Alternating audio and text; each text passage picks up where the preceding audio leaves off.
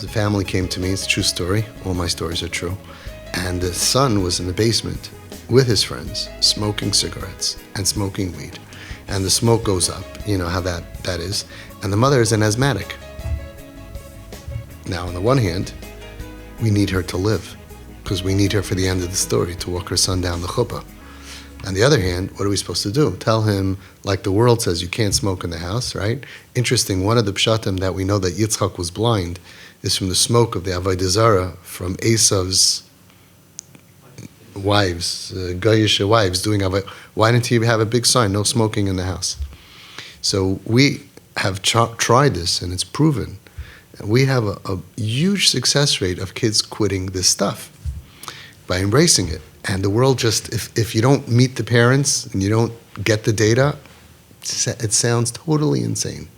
But this is what stops them. I don't want them outside. That's where they get the blue pill and the other thing. And I want them, I treat them like chaylim. They're sick in the house, but we have to deal with the smell. So they bought 4 major air purifiers. They put one outside the door, they put one upstairs, they put another one upstairs, and they put another one in the where the sleeping is, where the bedrooms are. And we dealt with it. But where's that boy today? That boy ended up going to yeshiva in Eretz Yisrael. He's clean, he's frum, he's erlich. And at that time, it was such an extreme concept. Like, we're going to let him do it in our house, and it's illegal. Now, to make things worse, he started selling drugs. So this is very, very difficult. And if this wasn't more successful than the conventional way, we would never do it. But our goal is, we want them to get healthy. So that's what we have to do. We have to support, again, under my guidance, together with Yadas Torah, we take everything into the picture, take all the other kids and everything, we have to balance everything. But the more that we get used to treating this like a machla, which we would do automatically, then that's the winning solution. So let's do what we're always going to do. What would be chas v'shalom al tiftach peh if this child had yana machla? And the pain is so bad that all the medication in the world doesn't numb it. And what do they recommend? They say weed, marijuana is the best thing for him for his pain. Would we tell a kid, not in my house, you go outside, there's other kids, Bobby upstairs, mommy has asthma. Would we say that to a kid who has cancer?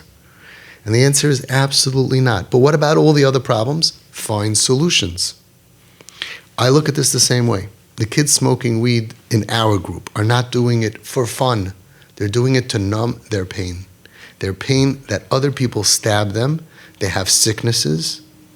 It's not cancer, so it's anxiety, social anxiety, destroyed self, depression, borderline personality disorder. You can call it a lot of different things. Your kids got stamped with a lot of stamps. It's a machla. So we so naturally know how to deal with physical illness. And if your friend would tell you, you let your kid smoke weed in the house, tell him you can't smoke, and the kid had yana machla, what would you nobody would say that to you. And you would be like, what, are you crazy? I should make him go outside in his wheelchair and go to the park and hang out with no, in my house. And nobody would say different. So a lot of the training that we have is the klarkeit that we have, the clarity that we have when it comes to physical illness, and we have to apply it. So why don't we? 2 reasons. First reason is this did not exist 30 years ago.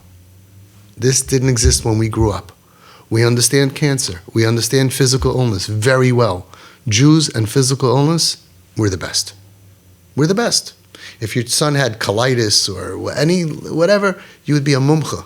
You have parents going 3, 4, 5, 6, 7, 8 years. The kids are suffering from trauma, depression, and they have no idea what these words are. I have parents, they call me, my son has DDHD. They don't even know the names. They don't know what it is. They don't believe in it. It's such a murky water because it didn't exist. And now we have to go, right? Well, our parents who have tests that the kids were diagnosed, and they see that the kid's depressed, and they see it. We can't relate, number one. Number two, as long as there's an x-ray or an MRI, we know that they're sick. Once they're physically ill, in our brain, even fever, we would never turn on our child. We would never say he's a manipulator. He's taking advantage of us. He could do better. When it comes to this, even if you see the destruction of the child, you look at them. They're cutting themselves. They're getting tattoos. They're shaving off their hair. Their hair is blue, pink, purple. They could be in the worst shape possible, and we still always, right away, we have that noise from the goyim.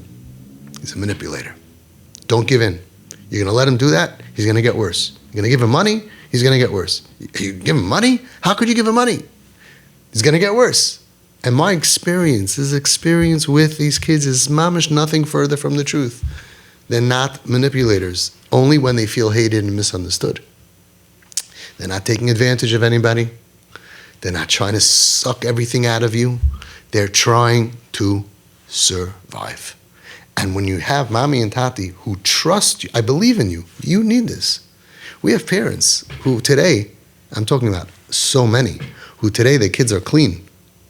How did they get them clean?